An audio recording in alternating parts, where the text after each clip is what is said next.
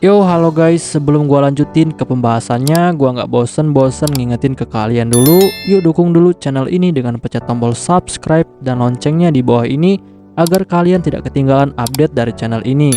Dan juga like dan share ke kawan-kawan kalian biar di channel ini semakin dikenal banyak orang.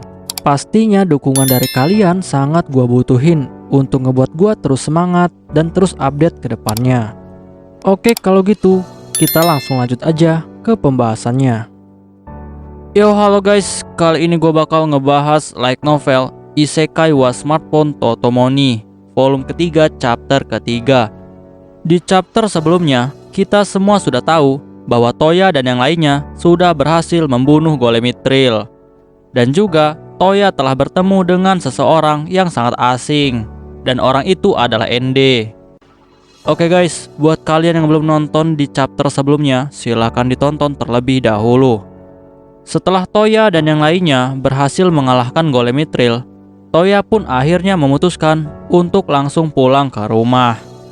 Dan keesokan harinya, Lin datang menemui Toya.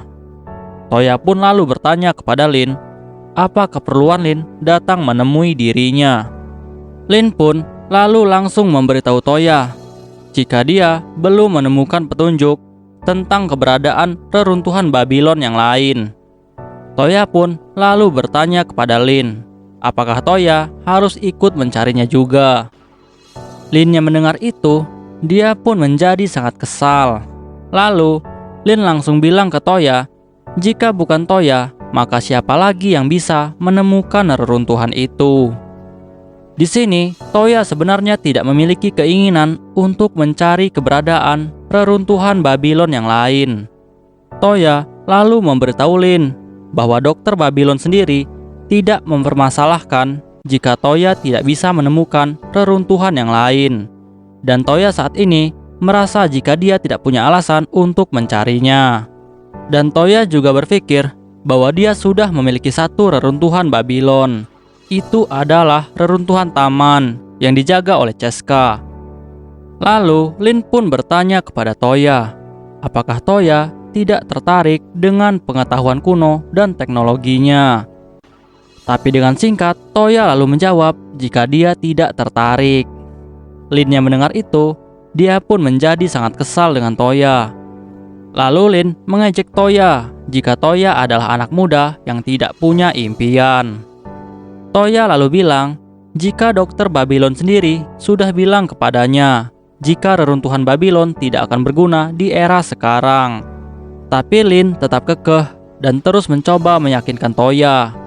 Lin terus menjelaskan tentang betapa pentingnya reruntuhan Babylon kepada Toya. Karena telah bangkitnya makhluk kuno yang bisa mengancam dunia. Jadi tentu saja sangat dibutuhkannya teknologi zaman dulu yang berhasil mengalahkannya. Makhluk zaman kuno itu adalah Frase. Frase adalah monster kuno yang pernah muncul di animenya. Monster berbentuk seperti laba-laba yang ada inti sihir di dalamnya. Buat yang belum tahu silahkan lihat di gambar ilustrasi. Setelah Toya mendengarkan penjelasan dari Lin, Toya pun akhirnya mengalah. Toya akhirnya setuju kepada Lin untuk membantunya. Lin yang mendengar itu, dia akhirnya sangat senang. Dan akhirnya Lin dan bonekanya memutuskan untuk pulang kembali ke istana kerajaan. Setelah itu, Toya pun akhirnya memutuskan untuk pergi ke guild petualang untuk menyerahkan bukti kalau mereka sudah berhasil menyelesaikan pekerjaan untuk mengalahkan dua Golem Mithril. Tidak lama, akhirnya Toya dan yang lainnya pun berhasil sampai ke guild petualang. Setelah itu, Toya menyerahkan bukti itu kepada resepsionis. Resepsionis yang menerima itu, dia menjadi sangat kaget dengan apa yang telah diberikan Toya kepadanya. Lalu resepsionis itu bilang, jika tugas Toya bukan untuk membunuh Golem Mithril. Lalu resepsionis pun mulai menjelaskan kepada Toya bahwa sebenarnya tugas yang diberikan kepada kelompok Toya adalah hanya untuk mengamankan jalur tambang, bukan mengalahkan Golem Mithril. Tapi hanya membuat Golem Mithril itu pergi dari sana. Tapi karena Golem Mithril ini sudah dikalahkan, maka secara otomatis jalur tambang sudah aman. Dan resepsionis itu juga bilang, karena jalur tambang sudah aman, maka misi ini bisa dianggap telah selesai. Dan resepsionis itu memberitahu Toya jika guild juga akan membeli dan menerima material dari golem mithril yang sudah mereka kalahkan. Jadi di sini Toya dan kawan-kawan mendapatkan hadiah 2 kali lipat dari bayaran awalnya, yaitu 10 koin platinum. Lalu resepsionis itu meminta kartu guild milik Toya dan kawan-kawan untuk dicap sebagai tanda jika misi sudah selesai. Dan resepsionis itu lalu memberitahu Toya dan kawan-kawan jika poin yang mereka terima dari mengalahkan golem mithril itu sangatlah tinggi, dan itu secara otomatis akan menaikkan peringkat Toya dan kawan-kawan.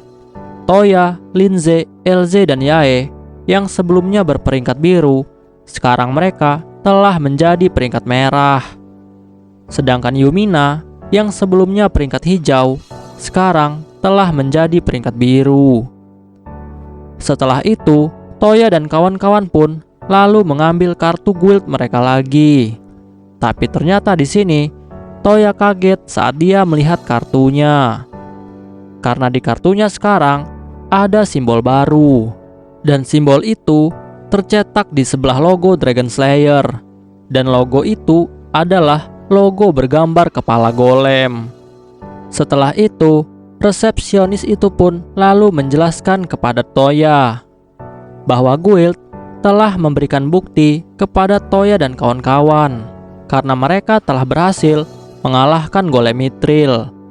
Dan resepsionis itu bilang jika Toya dan kawan-kawan telah mendapatkan gelar baru, yaitu Golem Buster, seperti gelar Dragon Slayer yang sebelumnya mereka dapatkan. Sebagai tandanya, logo itu terukir di kartu Toya dan kawan-kawan. Dan saat ini, kartu Toya dan kawan-kawan terdapat 2 logo. Logo yang pertama adalah logo Dragon Slayer, dan logo itu bergambar kepala naga. Dan logo yang kedua adalah logo Golem Buster, dan logo itu bergambar kepala golem. Lalu resepsionis memberitahu Toya dan kawan-kawan jika mereka belanja ke toko-toko yang sudah bekerja sama dengan guild mereka, maka mereka akan mendapatkan diskon 20% jika mereka menunjukkan kartu guild milik mereka. Dan diskon ini hanya diberikan kepada para petualang yang hanya memiliki gelar. Setelah itu, Yumina dan Linze pun memutuskan untuk pergi ke toko sihir. Lalu Toya langsung memerintahkan Kohaku untuk mengawal Yumina dan juga Linze. Sedangkan LZ memutuskan untuk pergi berlatih dengan Jenderal Leon. Dan Toya pun memerintahkan Sango dan Kokuyo untuk mengawal LZ. Sedangkan Toya dan Yae, mereka memutuskan untuk pergi ke kota asal Yae, yaitu Isen, untuk menempa katana Yae yang sudah rusak dan menggantinya dengan menggunakan material mithril yang Toya dapatkan dari golem mithril. Tidak lama, sampailah Toya dan Yae di negara Isen, tepatnya di Oedo, dan mereka pun langsung mencari tempat penempa katana. Selama perjalanan itu, Toya sebenarnya telah merasakan jika Yae terus-menerus meliriknya. Toya pun akhirnya bertanya kepada Yae apakah ada sesuatu yang salah dengan dirinya. Yae yang mendengar itu, dia pun menjadi salah tingkah, dan dia langsung bilang ke Toya jika dia dan Toya sudah diatur untuk menikah. Toya pun tanpa ragu langsung menjawab bahwa semua itu adalah benar. Yae yang mendengar itu, dia sedikit agak malu. Lalu Yae meminta Toya untuk berjalan sambil bergandengan tangan. Toya di sini sebenarnya sedikit agak malu, tapi Toya akhirnya memutuskan untuk memegang tangan Yae. Di sisi lain, Yae juga meraih tangan Toya dan memegangnya dengan sangat erat. Yae terlihat tersenyum dan dia sangat senang. Tidak lama, Akhirnya mereka pun sampai di tempat penempa katana. Penempa itu lalu bertanya kepada Toya untuk apa dia mencarinya. Toya pun lalu bilang ke penempa itu jika dia mau memperbaiki dan mengganti bilah pedang untuk Yae dengan menggunakan material mithril. Penempa yang mendengar itu, dia menjadi sangat kaget. Penempa itu tahu kalau mithril adalah material yang sangat langka. Penempa itu bertanya kepada Toya, apakah Toya adalah seorang bangsawan. Tetapi Toya langsung menjawabnya. Toya bilang, jika dia bukanlah seorang bangsawan. Toya memberitahu penempa itu, jika mithril itu didapatkan dari monster golem mithril yang telah mereka kalahkan. Penempa yang mendengar itu, dia pun menjadi sangat kagum karena dia mengetahui jika Toya adalah orang yang sangat kuat. Penempa itu pun akhirnya meminta pedang Yue yang sudah rusak dan yang akan diganti bilahnya dengan bilah dari material mithril. Dan Yae pun langsung memberikannya. Lalu penempa itu bilang jika dia butuh waktu seminggu untuk membuatnya. Toya pun akhirnya setuju. Lalu Toya menanyakan harganya. Tetapi penempa itu bilang jika dia tidak butuh uang. Sebagai gantinya, penempa itu meminta material mithril dari Toya.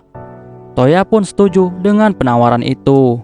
Setelah itu, Toya pun langsung mengeluarkan material mithril seukuran bola besar dan memberikannya kepada penempa itu. Lalu Toya bertanya apakah itu cukup untuk membayarnya. Penempa itu bilang jika itu lebih dari cukup. Toya dan Yae pun akhirnya pergi. Awalnya, Toya ingin langsung membuka gate dan pulang ke rumah. Tapi Yae menahan Toya. Yae meminta Toya untuk berdua bersamanya lebih lama lagi. Jadi Toya memutuskan untuk berjalan-jalan terlebih dahulu di kota Oedo bersama dengan Yae. Keesokan harinya, Lapis melihat Toya sedang melakukan sesuatu. Dan Lapis bertanya kepada Toya apa yang sedang Toya lakukan. Toya pun lalu menjawab jika dia sedang membuat kipas angin dengan menggunakan sihir modeling. Lapis yang mendengar itu, dia menjadi sangat bingung karena dia tidak tahu apa yang disebut dengan kipas angin. Toya akhirnya menjelaskan kepada Lapis jika kipas angin adalah alat yang bisa berputar dan membuat angin berhembus kepada dirinya. Lapis yang mendengar itu, dia menjadi sangat terkejut dan sekaligus kagum dengan alat yang dibuat oleh Toya. Tapi Toya di sini sedikit agak kecewa. Toya kecewa karena Toya tidak bisa membuat mobil. Awalnya, sebenarnya Toya ingin membuat mobil bukan kipas angin. Tapi mesin mobil sangatlah rumit dan membuat Toya menjadi sangat bingung. Toya tidak bisa membuatnya hanya dengan melihat gambarnya saja dari smartphone miliknya. Lalu saat itu, Toya terus berpikir dan dia akhirnya ingin mencoba membuat motor dan membuatnya berjalan dengan sihir program. Lalu muncullah sebuah ide untuk menguji apakah sihir program dapat membuat sebuah benda berputar terus-menerus. Dan Toya pun lalu memutuskan untuk mengujinya dengan membuat sebuah kipas angin. Dan hasilnya, ternyata ide tersebut sukses besar. Kipas itu berhasil berputar. Dan akhirnya, setelah kipas angin itu selesai, Toya pun langsung memberikannya kepada Lapis dan menyuruh Lapis untuk menggunakan sesuka hatinya. Setelah itu, Yumina pun akhirnya datang menghampiri Toya. Yumina ingin mengajak Toya untuk memberitahu Raja Belfast dan ibunya untuk memberitahu mereka bahwa Toya sudah setuju untuk menikahi Yumina. Karena sebelumnya Toya sudah menerima Yumina sebagai tunangannya. Dan Toya pun akhirnya setuju. Lalu Toya memutuskan untuk segera berangkat ke kerajaan Belfast. Dan mereka menggunakan gate untuk bisa sampai ke kerajaan Belfast dengan sangat cepat. Setelah Toya dan Yumina sampai di kerajaan, Toya dan Yumina pun langsung pergi menemui Raja Belfast dan juga istrinya. Lalu Toya bilang ke mereka jika Toya sudah setuju untuk menikah dengan Yumina. Raja Belfast yang mendengar itu, dia pun menjadi sangat senang. Dan ibunya Yumina juga yaitu Ratu Yuel, dia juga menjadi sangat senang dan langsung memeluk Yumina. Raja lalu bilang ke Toya jika dia sudah tidak sabar lagi untuk melihat cucunya. Tapi Toya langsung bilang ke mereka jika dia setuju menikah dengan Yumina, bukan berarti dia akan segera menikahinya. Tapi Raja malah bilang itu tidak ada hubungannya. Toya sudah bisa membuatnya dengan Yumina walaupun pernikahan masih lama. Yumina yang mendengar ide gila itu, dia pun langsung memukul perut ayahnya. Dan ibu Yumina langsung meminta maaf kepada Toya karena suaminya terlalu lancang. Toya yang mendengar itu, dia hanya bisa terdiam. Setelah itu, Raja Belfast pun lalu bilang ke Toya bahwa sekarang masalahnya adalah bagaimana cara mengumumkan Toya sebagai tunangan dari Yumina. Dan pengumuman itu pasti akan membuat keributan di antara para bangsawan, karena para bangsawan itu pasti akan menjadikan Toya sebagai musuhnya, dan akan banyak pihak yang akan memanfaatkan Toya karena dia adalah tunangan dari Yumina. Dan Raja juga memberitahu Toya bahwa akan banyak masalah yang akan menimpa Toya, karena Toya dianggap oleh para bangsawan tidak layak untuk menikah dengan Yumina, karena Yumina berstatus sebagai bangsawan, sedangkan Toya bukan bangsawan. Dan Raja bilang ke Toya bahwa setidaknya para bangsawan akan menanyakan kelayakan Toya untuk dianggap pantas menjadi tunangan dari Yumina. Dan akhirnya Toya pun berpikir bahwa untuk mendapatkan Yumina, maka dia harus menunjukkan dulu prestasinya terhadap negara agar tidak terjadi keributan di antara para bangsawan. Dan Toya pun memutuskan untuk menunda dulu pengumumannya dan akan berusaha untuk memenuhi syarat tersebut agar bisa diterima oleh para bangsawan sebagai seorang laki-laki yang pantas untuk mendapatkan Yumina. Setelah itu, Toya pun akhirnya pergi meninggalkan kerajaan, dan Yumina tinggal di istana untuk sementara waktu. Dan Toya pun memutuskan pergi ke tempat area latihan untuk menemui Elze yang ada di sana. Tapi setelah Toya sampai di sana, dia tidak menemukan Elze. Dan tiba-tiba ada suara yang memanggil dirinya dengan sebutan pecundang. Ternyata mereka adalah sekelompok pemuda yang seumuran dengan Toya. Mereka adalah siswa pelatihan dan mereka telah meremehkan Toya dengan bilang bahwa Toya harus berhati-hati jika berkeliaran di daerah ini. Dan Toya pun lalu menjawab jika dia hanya mencari seorang yang ada di sana. Tapi tiba-tiba salah satu dari mereka pun berdiri dan menanyai Toya apakah teman Toya adalah seorang wanita yang sangat rendahan yang berlatih bersama Jenderal Leon. Yang dimaksud mereka di sini adalah Elze. Dan akhirnya teman-teman dari orang itu pun mulai mengejek Elze di depan Toya. Di sini Toya berusaha untuk tidak marah, dan sampai pada akhirnya salah satu dari mereka merendahkan Elze. Mereka bilang jika Elze berada di kamar Jenderal Leon dan sedang mengerang seperti anjing. Toya yang mendengar itu, dia menjadi sangat marah. Lalu Toya pun meninju orang itu sebelum orang itu dapat berbicara. Lalu orang itu pun terpental dan merasa sangat kesakitan. Tapi Toya masih terus menghajarnya. Toya terus menendang orang itu. Toya bilang ke orang itu, jika dia yang dihina, maka Toya akan menerimanya. Tapi jika orang-orang yang penting untuknya yang dihina, maka dia tidak akan membiarkannya. Setelah itu, teman-teman dari orang itu pun lalu memperingatkan Toya bahwa Toya telah memukul bangsawan dari keluarga Barrow. Tapi Toya menyuruh orang itu untuk diam. Toya bilang bahwa dia tidak peduli apakah orang itu bangsawan atau bukan.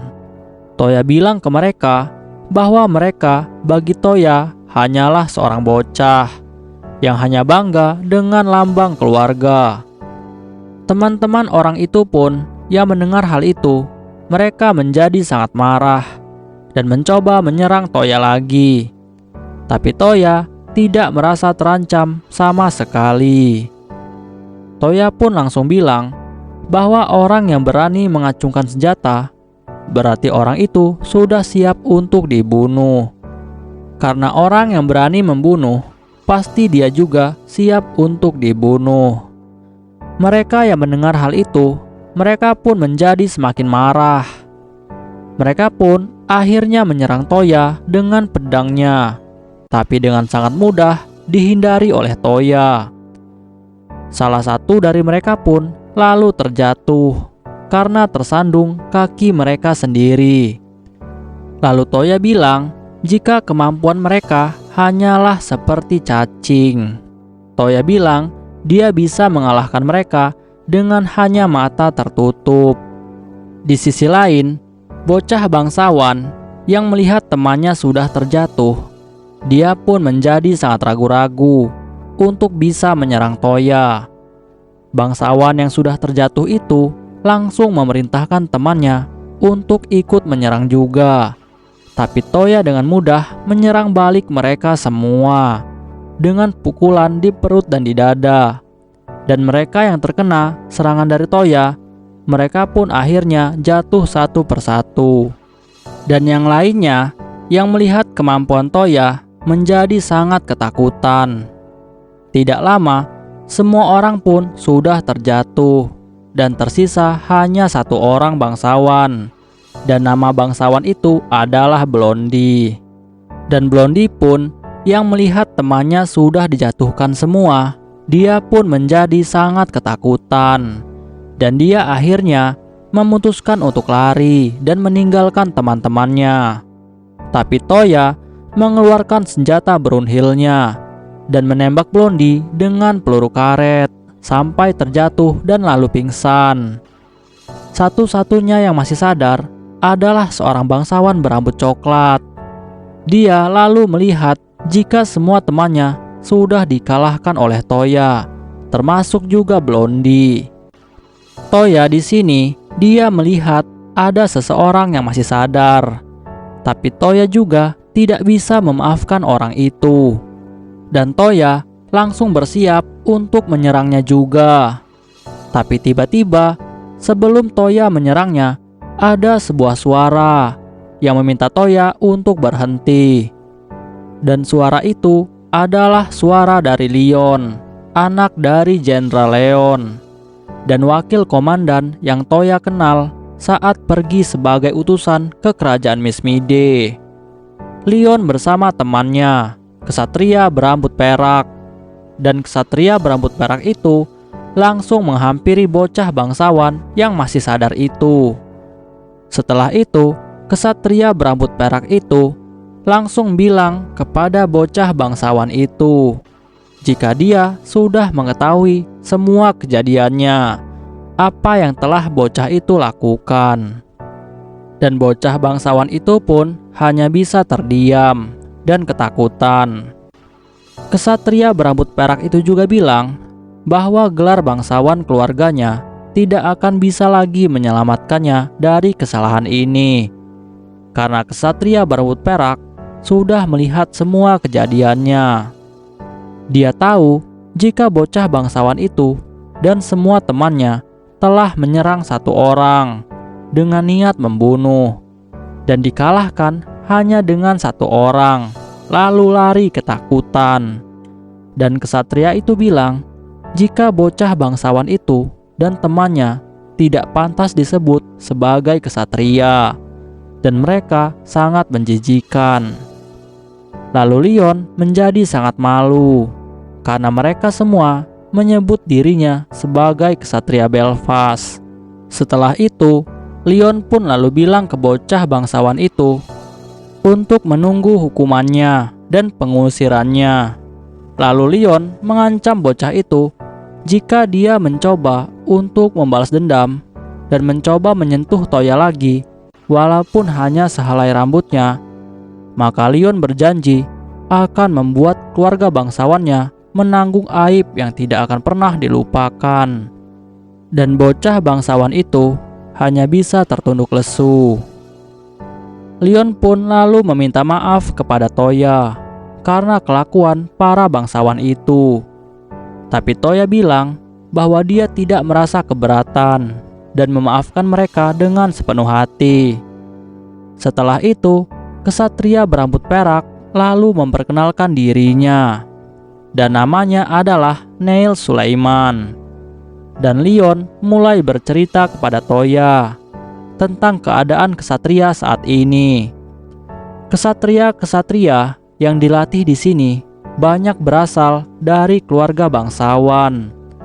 Tapi karena mereka keluarga bangsawan, mereka berpikir hanya untuk berpoya-poya dan bermegah-megahan saja, dan tidak melakukannya karena kewajiban.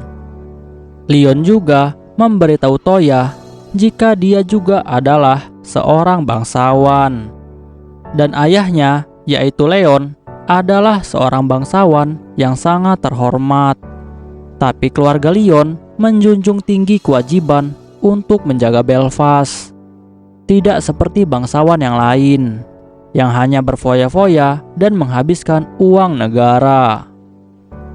Setelah itu, Neil lalu bertanya tentang senjata yang digunakan oleh Toya.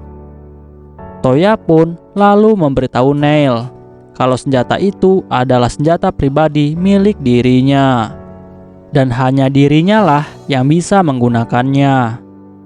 Toya juga menjelaskan cara kerja senjatanya, yang bisa menjadi pistol dan juga bisa menjadi pedang. Neil yang mengetahui itu, dia sangat terkejut dan sekaligus kagum karena senjata Toya sangat luar biasa. Setelah itu, Neil lalu meminta Toya untuk membuatkan senjata seperti milik Toya. Tapi Toya menolaknya karena Toya di sini berpikir dia harus berhati-hati memberikan senjata pistol kepada orang yang tidak bisa dia percayai. Karena pistol adalah senjata yang dapat membunuh orang dengan sangat mudah. Neil pun akhirnya mengerti dan tidak lagi memaksa Toya untuk membuatkannya. Tapi Toya lalu menawarkan Neil untuk membuatkannya senjata lain yang bisa Neil gunakan. Neil yang mendengar itu, dia merasa sangat senang. Toya pun akhirnya langsung mengeluarkan material-material yang dibutuhkan untuk membuat sebuah senjata, termasuk material-material langka dari Mithril, dari sihir penyimpanannya. Lalu Toya bertanya kepada Neil, senjata apa yang Neil inginkan. Neil pun lalu bilang ke Toya bahwa senjata yang cocok untuknya adalah sebuah tombak. Tapi Neil juga suka menggunakan belati. Toya pun akhirnya berpikir untuk membuatkan Neil sebuah tombak yang bisa bertransformasi menjadi belati. Toya pun langsung memulai membuat senjata itu dengan sihir modeling miliknya. Toya membuat senjata tombak dan membuat ujung tombak itu berbentuk seperti belati. Lalu Toya memasukkan sihir program untuk membuat tombak itu bisa berubah bentuk menjadi belati. Dan juga Toya sudah menambahkan sihir pelumpuh pada senjata itu. Dan itu membuat siapa saja yang terkena senjata itu pasti akan lumpuh terkena serangan listrik. Dan akhirnya senjata itu pun selesai. Dan Toya pun langsung mengujinya. Senjata itu memiliki 3 mode. Mode belati, mode pedang, dan juga mode tombak. Dan semuanya berjalan dengan lancar. Dan juga Toya menguji sihir pelumpuhnya kepada Leon. Dan Leon pun langsung lumpuh seketika. Setelah itu, Neil pun langsung mengujinya. Dan senjata itu tampaknya cocok dengan kemampuan Neil, dan Neil tidak kesulitan untuk memakainya. Dan Neil pun terlihat sangat senang. Lalu Toya memperingatkan Neil untuk berhati-hati menggunakan kemampuan pelumpuh dari senjata itu. Karena siapapun yang akan terkena, maka dia akan lumpuh selama 1 jam. Neil pun akhirnya sangat gembira, dan Neil berterima kasih kepada Toya. Di sisi lain, Leon terlihat sedikit iri kepada Neil karena dia memiliki senjata yang sangat hebat. Toya pun langsung bilang ke Leon jika Toya juga akan membuatkan Leon senjata yang sama. Toya pun langsung membuatkan senjata yang sama untuk Leon. Dan Leon pun terlihat sangat senang. Dia pun langsung menguji senjata itu dengan sangat gembira. Setelah itu, Leon dan Neil langsung berterima kasih kepada Toya. Dan mereka juga menawarkan Toya bantuan jika para bocah bangsawan itu mengganggu Toya lagi, maka mereka akan menolong Toya dengan senang hati. Dan Toya pun akhirnya pulang. Tapi tiba-tiba Lapis menghubungi Toya dan memberitahu Toya jika ada segerombolan orang menuju ke rumah Toya. Dan ada beberapa bangsawan bersama dengan gerombolan itu. Dan bangsawan itu adalah Blondie, Brown Hair, dan Red Hat. Mereka adalah bocah-bocah bangsawan yang baru saja Toya kalahkan.